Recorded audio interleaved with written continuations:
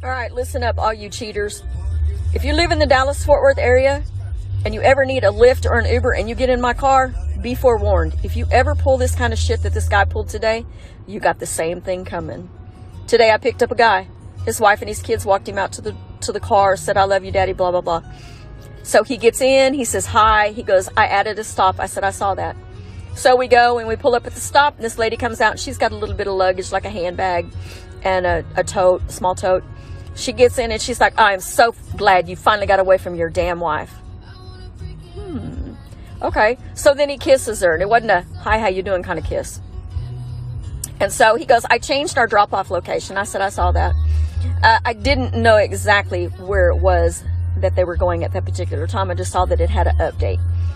So they continued to talk and this, that, and the other. And she says, "I'm tired of you putting me off. When are you going to leave?"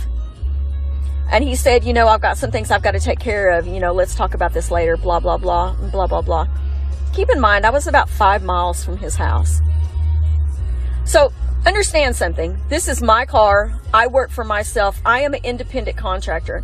If I choose to end your ride, it's my choice.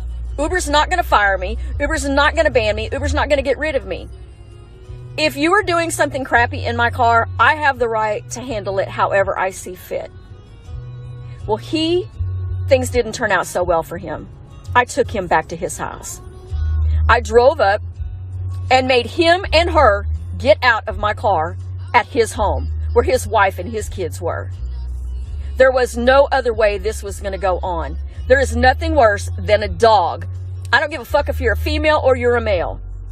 Pull some shit like that in my car and you're going to get done like that. Karma's a motherfucker. Be better people. Do better in life.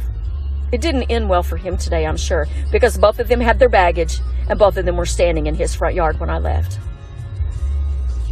You ought to be ashamed of yourself, and I hope you see this, you piece of shit.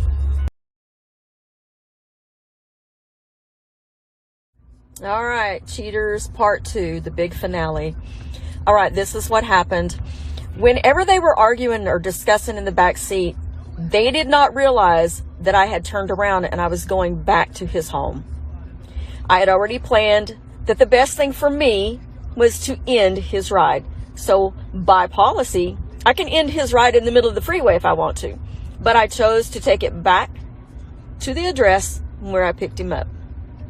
I mean, it is what it is. If I choose to end your ride, I end your ride. But here we go. So when I pulled up, they weren't paying attention. I pulled up, I opened up my door, I got out, I opened up her door, and I said, "Get out." And she looked at me and she's like, "But what do you mean, get out?" I said, "Get out." Right then and there, he saw where he was. And he said, "Oh my God, no, don't do this, don't do this, don't do this." I said, "You get out too."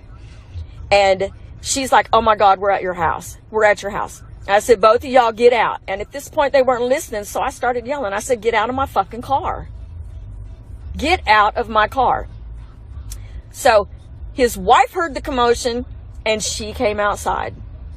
Now, but for all you people telling me that I ruined the kids' lives, I didn't ruin anybody's lives. I didn't make these choices that these folks did. They did their own choices.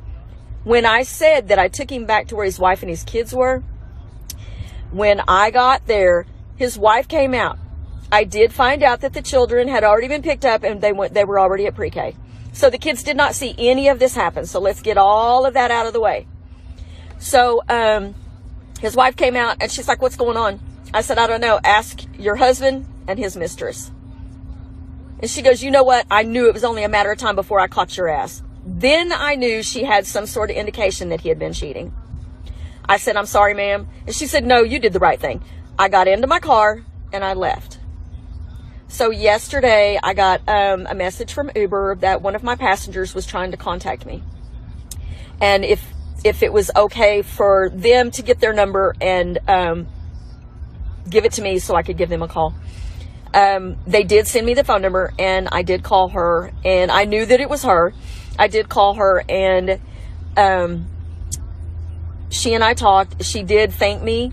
I said, "I'm so sorry, if I affected anything that was going on in your life." And she said, "No, I already had you know, some clues that he was cheating. She goes, I just didn't have proof. And she goes, and you gave me all the ammunition I needed.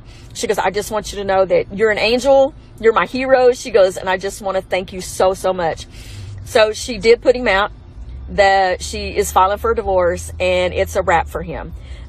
She said it's the second time that he's done it, and she told him if he ever did it again, it was done.